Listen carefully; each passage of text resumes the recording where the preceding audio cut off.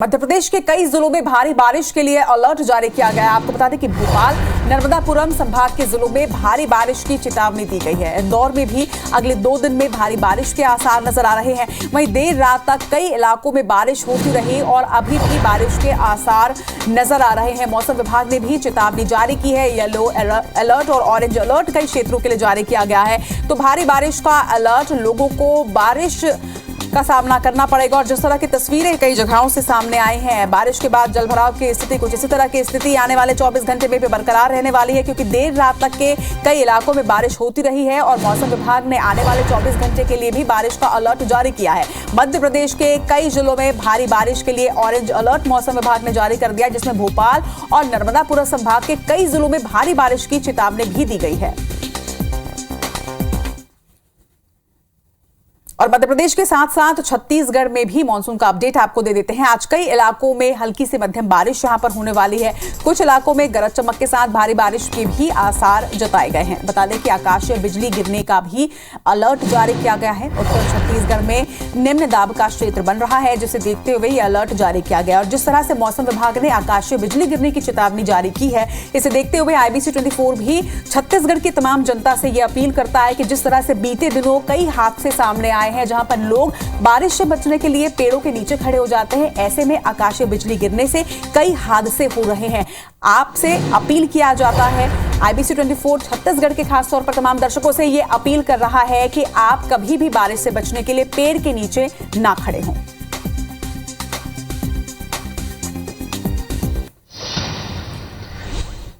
तो मध्य प्रदेश और छत्तीसगढ़ में मौसम का अपडेट मैंने आपको दिया। विस्तृत जानकारी के साथ हमारे 2 सहयोगी इस वक्त हमारे साथ जुड़ रहे हैं। राजधानी भोपाल से हमारे साथ नीलम है, तो वहीं राजधानी रायपुर से हमारे साथ स्टार जैन है। पहले रुक करेंगे नीलम आपका। जिस तरह से मध्य प्रदेश में भोपाल और नर्मदापुरम संभाग में कई हिस्सों में ऑरेंज अलर्ट जारी किया गया है, यानी कि आने वाले 24 घंटों में मॉनसून की एक भारी रूप जो है वो देखा जा सकता है। इस बीच कल वोटिंग भी होनी है, ऐसे में तैयारियां भी क्या पुख्ता है, और इसके साथ ही पूरा विस्तृत जानकारी दीजिएगा मौसम अपडेट।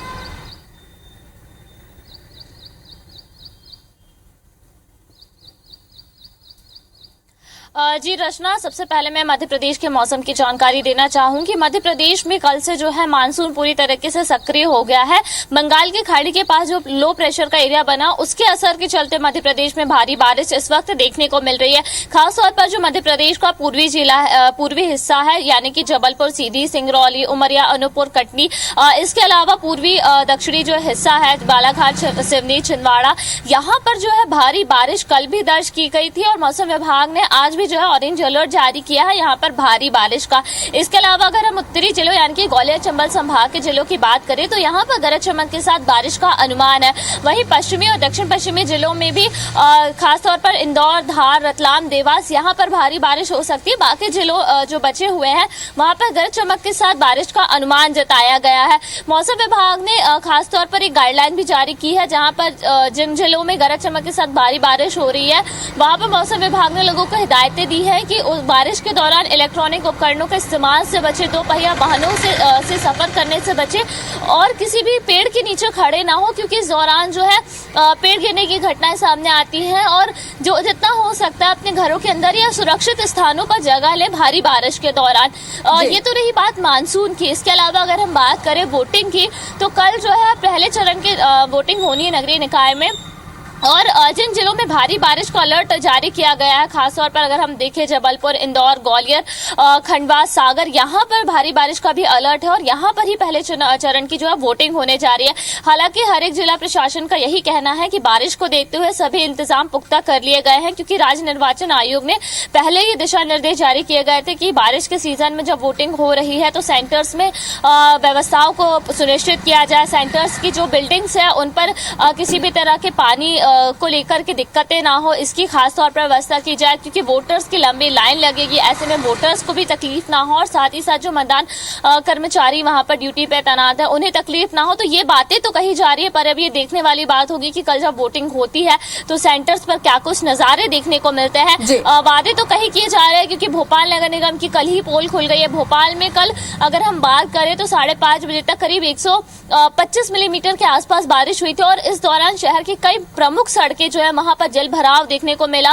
निचले क्षेत्रों में घरों तक में पानी घुस गया। तो नगर निगम के दावों की पोल तो कल ही खुल गई थी। अब देखने वाली बात ये होगी कि वोटिंग के दौरान जिला प्रशासन जो दावे कर रहा है वो कितने जमीन स्तर पर खरे उतरते हैं। निश्चित तौर पर नीलम, बारिश का असर और बारिश से होने वाली परेशानियों का असर कल किस तरह से मतदान पर पड़ेगा, ये देखने वाली बात होगी। तस्वीरें भी हम दिखाएंगे और आपसे अपडेट्स भी लेंगे। इस वक्त राजधानी रायपुर का रुख कर रहे हैं स्टार हमारे साथ है। स्टार, छत्तीसगढ़ में कई हिस्सों में भारी बारिश के लिए अलर्ट जारी किया गया है, वहीं कई क्षेत्रों में आकाशीय बिजली के लिए भी चेतावनी जारी की गई है। आपसे जानकारी चाहेंगे कि किन क्षेत्रों में आकाशीय बिजली गिरने की चेतावनी जारी की गई है।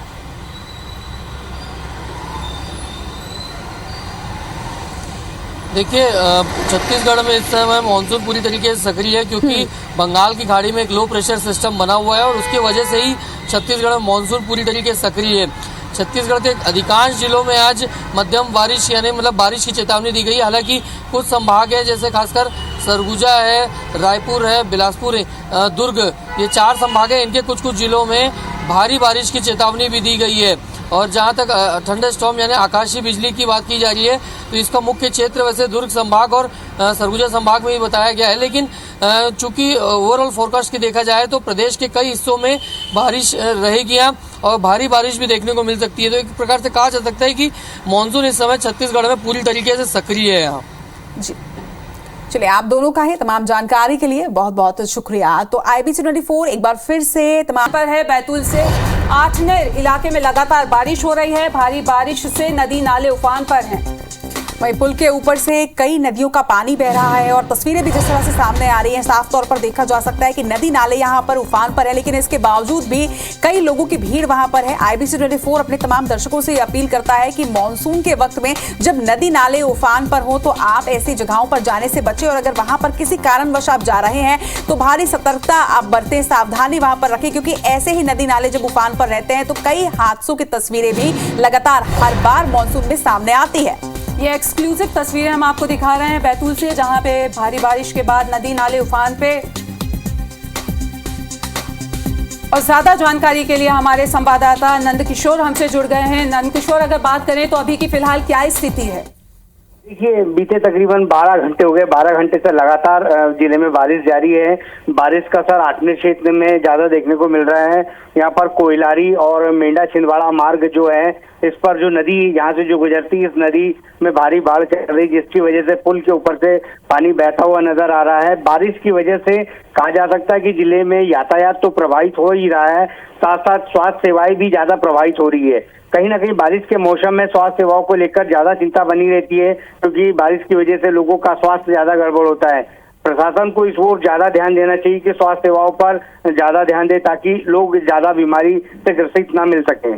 बिल्कुल नंद किशोर, और जिस तरह की तस्वीरें सामने आ रही हैं, हम साफ तौर पर देख सकते हैं कि बड़ी संख्या में लोग भी वहां पर खड़े हैं और इसी तरह से हादसे भी हो जाते हैं। कई बार एक जरा सी लापरवाही हादसों को जन्म दे देती है। नदी नाले जब उफान पर होते हैं तो कई लोग सेल्फी खींचने वहां पर पहुंच जाते हैं, कुछ लोग रास्ता इसके बावजूद भी पार करते नजर आ रहे हैं। ऐसे में वहां पर सुरक्षा के क्या कुछ इंतजाम? देखिए, सुरक्षा के इंतजाम की बात अगर करें तो पुलिस विभाग द्वारा NDRF की टीम जो है सतत मॉनिटरिंग करते रहती है। लेकिन कुछ इलाके ऐसे हैं जहां पर, जैसे ये इलाका जो हम आप तस्वीर में हमारे दर्शक देख रहे हैं, इन इलाकों पर NDRF की टीम नहीं पहुंच पाती है। कारण ये है कि ये दूरस्थ अंचलों में बसे हुए, कहीं ना कहीं ऐसे स्थानों पर भी NDRF की टीम को सतत निगरानी करना चाहिए। साथ ही हमारा चैनल बार बार लोगों से आग्रह कर रहा है कि बाढ़ भरे पुल से क्रॉस ना करे, इसके समीप ना जाए। हम भी लोगों से अपील कर रहे हैं कि ज्यादातर अपनी जान को जोखिम में ना डाले। निश्चित तौर पर प्रशासन की अपनी जिम्मेदारी है, लेकिन इसके साथ साथ जनता की अपनी जिम्मेदारियां भी होती हैं कि वो खुद के लिए इस तरह के प्रयास ना करें, नदी नालों को क्रॉस ना करें। और इस तरह से जिस तरह ये तस्वीर में साफ तौर पर देखा जा सकता है कि लोग छाता लेकर ऐसी जगहों पर खड़े हुए हैं जहां पर कहीं भी अगर अचानक से पानी का बहाव आता है तो वो बह भी सकते हैं। तो अपील है आप सभी से कि आप इस तरह से लापरवाही ना करें। तमाम जानकारी के लिए आपका बहुत बहुत शुक्रिया नंद किशोर।